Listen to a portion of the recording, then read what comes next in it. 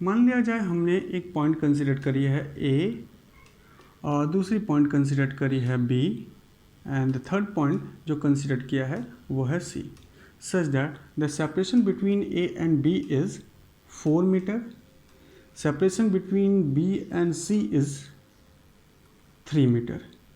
ये हमने 3 different position consider करी, position A, position B and position C. हमारे पास मालूम है कि ए और बी के बीच का सेपरेशन क्या है 4 मीटर, बी और सी के बीच का सेपरेशन क्या है तो हम कहेंगे 3 मीटर। नाउ अब एक बॉडी मूव करना शुरू करता है तो body start moving from A to B and then from B to C. ठीक है, क्या किया, एक बॉडी ने मोशन करना शुरू किया, ए से कहाँ गया बी पे एंड बी से देन कहाँ गया सी पे। सो अब जब बॉडी ए से चल के फाइनली कहाँ पहुँच गया सी पे, कैसे चला तो ए से पहले बी पे आया, बी से फिर कहाँ गया सी पे, तो फाइनल पोजीशन क्या हो गई बॉडी की, तो हम कहेंगे this is the final position of a body, जिसको हम पी फाइनल से रिप्रेजेंट कर रहे हैं, and this is the initial position of a body and it is considered to be P I. Now overall motion में इस body ने ए से सी के बीच में डिस्टेंस भी ट्रैवल किया है और डिस्प्लेसमेंट भी ट्रैवल किया है। मोशन किया है बॉडी, उसकी पोजीशन चेंज हो रही है, हमने पीछे पढ़ रखा है किसी रेफरेंस फ्रेम के रिस्पेक्ट में टाइम पास हो रहा हो और बॉडी अपनी पोजीशन चेंज करता है तो इसे हम कहेंगे बॉडी मोशन कर रहा है। अब मोशन करने में बॉडी ने ए से बी पॉइंट पे मोशन करके पहुंचा, मान लिया जाए पहले वो ए पे था, उसके बाद बी पे गया, बी से फिर मूव करता हुआ कहाँ पहुँच गया सी पे। थोड़ा इसको और भी अगर हम एलाबोरेट करके रिप्रेजेंट करना चाहें तो हम कह सकते हैं this is considered to be, let us consider this is the representation of direction, let it is considered to be east direction, so it is considered to be north and it is considered to be west and this is considered to be south. So एक body start करी motion करना and moves किधर move करी 3 metre किधर east की तरफ, and then 4 metre through east and then 3 metre in north, और वो कहाँ पहुँच गई, ए से चलना शुरू करी, मूव्स करी 4 मीटर ईस्ट और कहाँ पहुँच गई बी पे एंड देन 3 मीटर नॉर्थ और कहाँ पहुँच गई सी पे। तो ये बॉडी का मोशन है। अब हमें ये जानना है कि during this motion body distance कितना ट्रैवल करी है और डिस्प्लेसमेंट कितना ट्रैवल करी है। तो हम देखेंगे बच्चों, यहाँ पे हम जानेंगे कि ये हम पॉइंट पहले क्लास 9 में भी पढ़ के आ चुके हैं, that is distance is the actual path travel by the body. Distance क्या होता है, actual path of body of motion.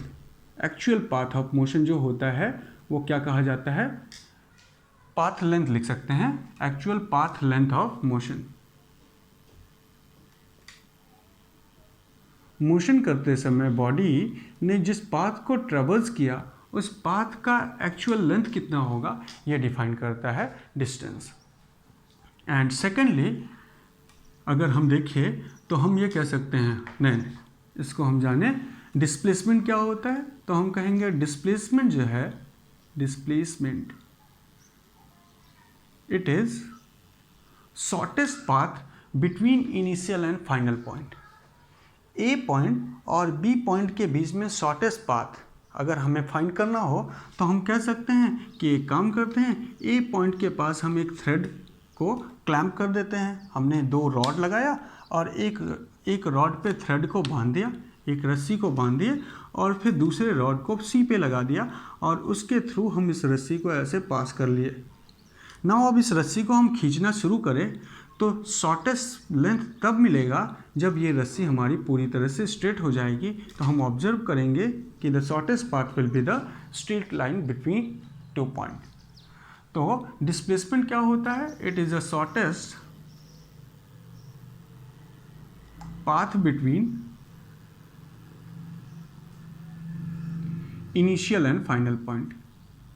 Initial और फाइनल पॉइंट के बीच का shortest path and final position. Initial position और फाइनल पोजीशन के बीच का जो शॉर्टेस्ट पाथ होगा वो डिफाइन करेगा डिस्प्लेसमेंट। नाउ सो अगर हम देखें तो बॉडी का डिस्टेंस इस एग्जांपल के हिसाब से क्या हुआ, तो हम देखेंगे बॉडी पहले 4 मीटर ईस्ट डायरेक्शन में मूव करी है, देन 3 मीटर नॉर्थ डायरेक्शन में, तो 4 + 3 इज़ द एक्चुअल पाथ। ये हमने कहा this is the actual path travel by the body. तो एक्चुअल पाथ की लेंथ कितनी हो गई बच्चों, तो हम कहेंगे एग्जाम्पल के हिसाब से डिस्टेंस यहाँ पे कितना मिला है, तो हम कहेंगे डिस्टेंस इज इक्वल्स टू कितना 4 + 3 दैट इज 7 मीटर। ठीक है, क्योंकि ये दो पॉइंट के बीच की लेंथ है तो इसकी यूनिट क्या होगी, तो हम कहेंगे unit of distance is metre.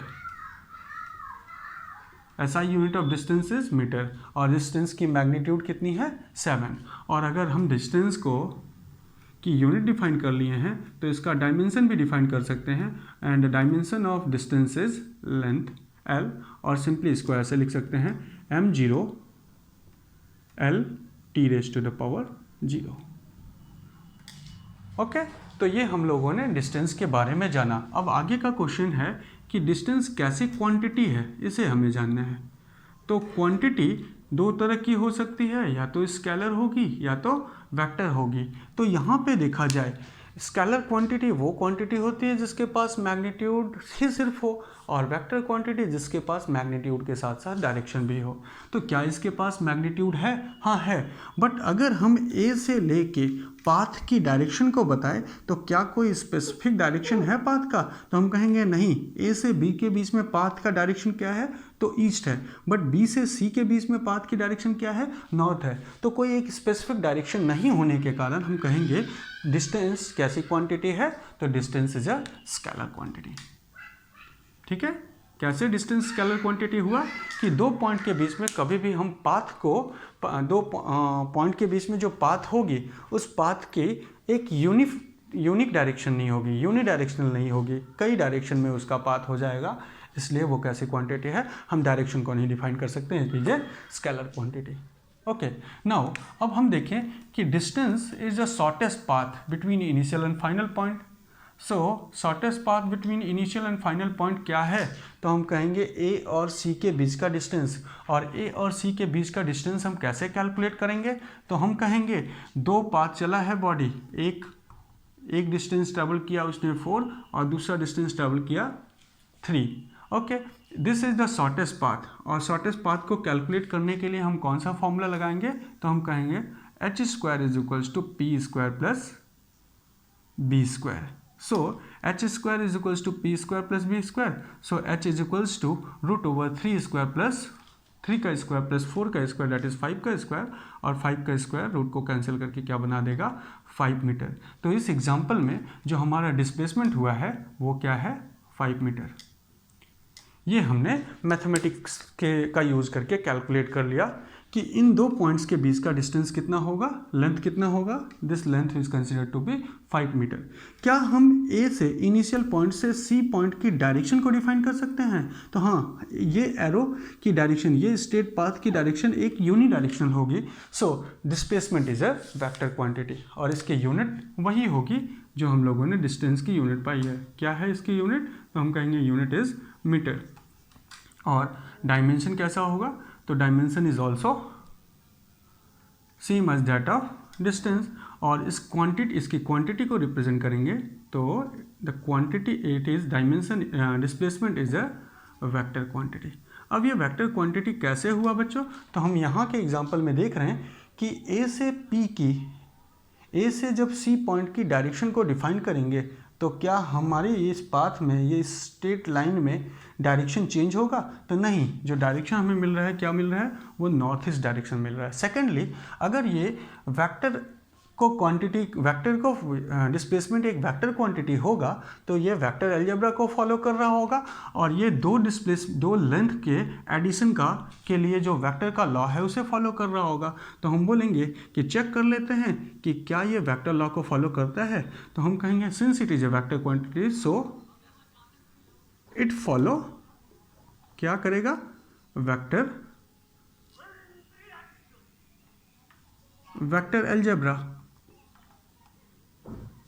और वेक्टर अलजेब्रा के हिसाब से दो लेंथ का एडिशन कैसे हो सकता है, जैसे हमने यहाँ पे दोनों को ऐड किया तभी 7 मिला है, तो हम कहेंगे दोनों का एडिशन करने के लिए हम किसका यूज़ करेंगे, पैरेललोग्राम लॉ का यूज़ करेंगे। और पैरेललोग्राम लॉ के हिसाब से दो वेक्टर के बीच का एडिशन जब करा जाता है तो एडिशन की जो मैग्नीट्यूड रिजल्टेंट मिलती है वो कैसे मिलेगी, तो हम कहेंगे पहले वेक्टर का स्क्वायर प्लस दूसरे वेक्टर का स्क्वायर प्लस 2 टाइम्स ऑफ पहला वेक्टर दूसरा वेक्टर और cos angle between this two vector.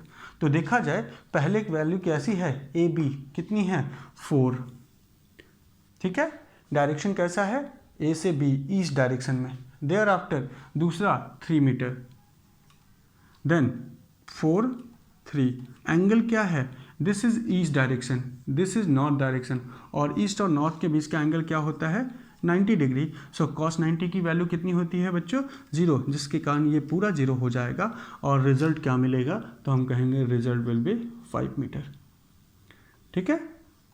और यही हम पीछे लिख भी रखे थे, मैथमेटिकल रिप्रेजेंटेशन वेक्टर रिप्रेजेंटेशन के बराबर हुआ। इसका मतलब ये किस लॉ को फॉलो कर रहा है, वेक्टर लॉ को फॉलो कर रहा है। So displacement is considered to be a vector quantity, ठीक है। तो ये डिस्टेंस और डिस्प्लेसमेंट के बीच का थोड़ा सा हम लोगों ने कुछ कॉन्सेप्ट जाना। अब थोड़ा सा देख लेते हैं कि what is the relationship between और some similarity comparison between distance and displacement. तो नेक्स्ट पॉइंट जो हम नोट करते हैं वो क्या है, comparison between distance and displacement. Comparison between distance and displacement, इसको समझते हैं। सबसे पहले हम ये जानेंगे कि जब भी बॉडी मोशन करेगी तो मोशन करने के दौरान बॉडी का displacement distance travel by body ये during motion is always greater than or equal to displacement, ठीक है। while motion, अगर एक बॉडी मूव कर रही है तो डिस्टेंस बॉडी का डिस्प्लेसमेंट से या तो बड़ा होगा या तो इक्वल होगा। अब ये क्वेश्चन है कि जब बॉडी मोशन करती है तो डिस्टेंस डिस्प्लेसमेंट के बराबर कब होगा, तो हमारा आंसर होगा कि जब पाथ हमारा स्ट्रेट हो। तो ये क्या मेजर करता है, टोटल पाथ, ये क्या मेजर करता है, शॉर्टेस्ट पाथ। अगर टोटल पाथ शॉर्टेस्ट पाथ के जैसा हो तो हम क्या कह सकते हैं, डिस्टेंस डिस्प्लेसमेंट के बराबर। तो यहाँ पे हम कह सकते हैं distance is equals to displacement if body moves in straight line. Straight line motion कर रहा हो तभी डिस्टेंस डिस्प्लेसमेंट के बराबर होगा, ठीक है। ये तो क्लियर हुआ। नाउ अब आगे ये देखना है हम लोग को सेकंड पॉइंट कि distance is always taken. Body अगर मोशन करता है तो डिस्टेंस इज ऑलवेज क्या होगा, पॉजिटिव, बट डिस्प्लेसमेंट में be positive negative and zero.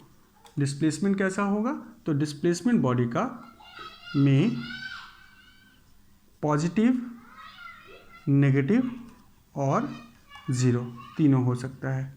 अब ये क्वेश्चन है कि डिस्टेंस तो पॉजिटिव समझ में आ रहा है कि डिस्टेंस दो पॉइंट के बीच का अगर हम पाथ देखें, बॉडी मोशन किया है तो डिस्टेंस स्केलर क्वांटिटी है, इसलिए टोटल पाथ लेंथ निकालेंगे और इसकी वैल्यू हमेशा पॉजिटिव आ जाएगी।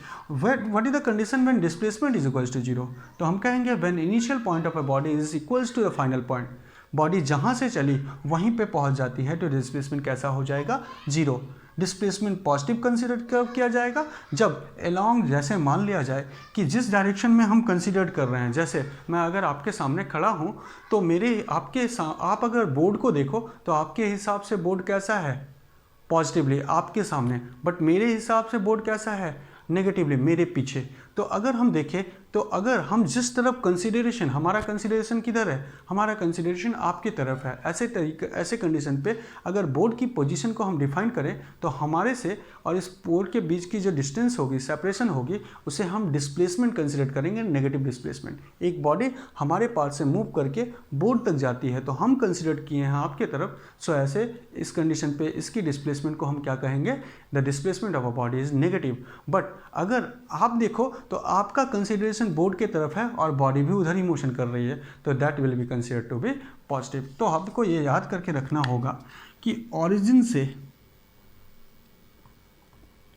अगर पॉजिटिव होगा तो ऑरिजिन से अवे, ऑरिजिन से जिस तरफ ऑरिजिन से दूर जाने वाली पाथ है उधर रिप्रेजेंट करेंगे हम डिस्प्लेसमेंट को।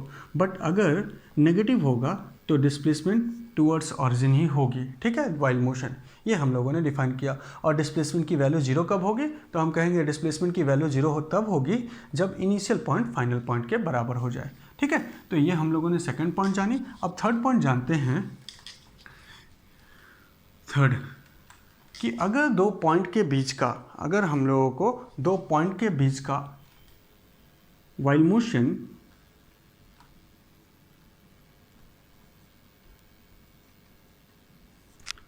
distance between two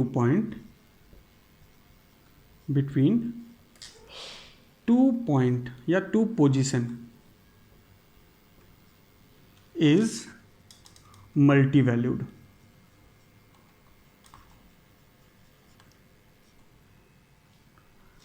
but displacement is single